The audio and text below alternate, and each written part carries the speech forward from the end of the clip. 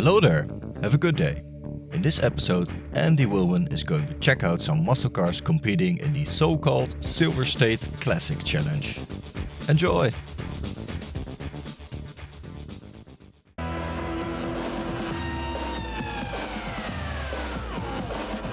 The state of Nevada has some of the best roads in the world for high-speed driving.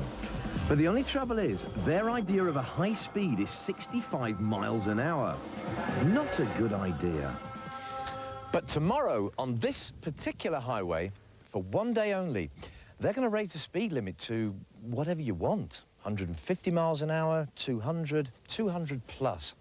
If your car can do it, you can do it. Now, is that a good idea? Well, it always has been in Mexico, home of the classic Panamericana. But the pleasure of road racing has never gone down well in danger-conscious America. That is, until some Nevada petrol heads got the law changed. The reason the nanny state authorities had lifted the speed limit was for the Silver State Classic, an event held twice a year where speed freaks, more than 100 at a time, get the chance to drive their muscle cars for all they're worth. Now in its 10th year, it's the nearest thing America has to a real cannonball run. So it was a little bit lawless to a certain degree because we really didn't know what was going to happen. And there was 51 cars that found out in 3 weeks that there was a race, and they showed up. You had a couple of deaths in the early years, is that right? Yes, we had one in '89, unfortunately, and one in '92. The reason for those deaths was either tire blowouts or complete loss of control at high speed. And that is understandable. After all, these racers aren't F1 engineers, they're just amateurs obsessed with that most brutal of motorsports, straight-line speed. The cars only have to last 90 miles, after which they don't care if a piston comes through the bonnet. But there are some pros. Take this truck, 1,200 horsepower and driven by the stuntman from the Terminator, honestly. And then this Viper, in which I hope to be catching a lift. The Viper that you see here was modified by Claude Short Dodge with some genuine Mopar Performance parts, and we're making 562 horsepower at the rear wheels and 690 foot-pounds of torque. We're taking an A production sports car and attempting to run it flat out against all-out tube chassis unlimited race cars. This car has air conditioning and a CD player. The night before a Grand Prix race, most professional drivers retire early to bed on a diet of pasta and Perrier. But for the Silver State boys, it's an evening of hookers and hooch in the local brothel. Well, I thought it'd be rude to refuse. And anyway, what would you do if it was your last night on Earth?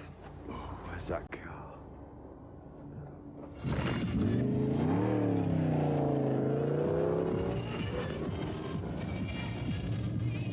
On Saturday morning, the race begins, and in order to keep the killer tire blowout problem to a minimum, the cars are running categories fixed to their maximum speeds and set off at 2-minute intervals.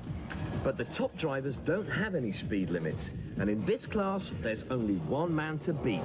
This guy, Kelly Sievers, who's won the Silver State more times than anyone in his 900 horsepower Corvette. But a few minutes after he'd set off, trouble.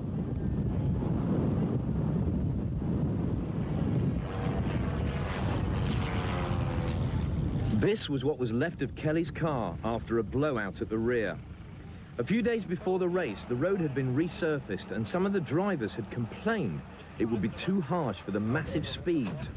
Blew a tire, and at 215 miles an hour, I tried to control it, and at just one point in time, you just couldn't control it. And the next thing you know, you're going round and round, and I don't know why it caught on fire, but it did, and that's it.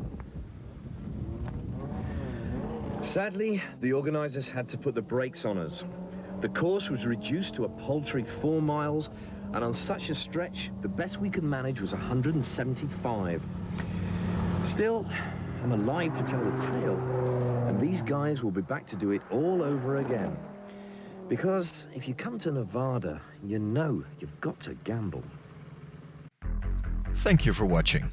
Check out my channel for more old Top Gear videos and other content. Have a wonderful day.